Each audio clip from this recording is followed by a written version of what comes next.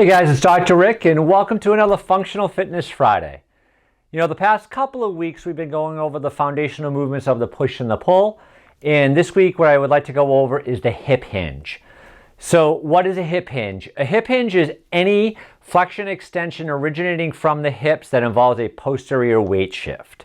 Why is that important? It's important to kind of help build that posterior chain, especially because we tend to be so much more anterior chain dominant. It's very important to kind of save a lot of the stress off the spine, particularly the lumbar spine, as well as the knees. So when we look at a hip hinge, you know, we hip hinge quite frequently during the day, or we should be. So whether you're getting, laundry up from the floor, or, playing with your kids, or doing yard work or whatever, you're really kind of should be doing more of a hip hinge. Or a squat, but mostly a hip hinge. So what we want to do is when we teach the hip hinge, I do it in two ways. First, I'll do it on land using a dowel, and then I will reinforce it even more so in the water. So with the dowel exercise, what I tend to do is I will use 3 points of contact with the dowel: the back of my head, the thoracic spine, as well as the sacrum. And the biggest thing with this exercise is to make sure people are getting their weight shifted posteriorly. That's one thing that I find that people have that struggle with the most. So again, back of the head, thoracic spine, sacrum, and knees slightly bent, feet about shoulder width apart, chin tucked, and shifting back and coming up. So flexing and extending, flexing and extending.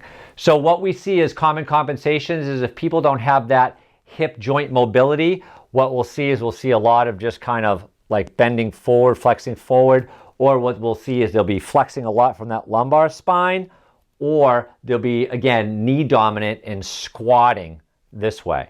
So, 3 of those common compensations that we see, but getting that weight shift back, I think, is really important. So what we do in the water with this, or what I find is really effective, is I'll use a med ball. I like the med balls a lot because they tend to float, which they should if you're doing this exercise in the water, and they have a little bit of weight to them. So in the water, what I'll do is I'll have them put the ball about halfway under the water, or completely under the water, good posture, knees slightly bent, and hip hinge, get that weight back and come up. And it's going to be nice because the buoyancy is going to give you a lot of different feedback and a lot of different resistance and some rhythmic stabilization. So you're here, posterior weight shift, and coming up. And you will feel it in the glutes, in the hamstrings.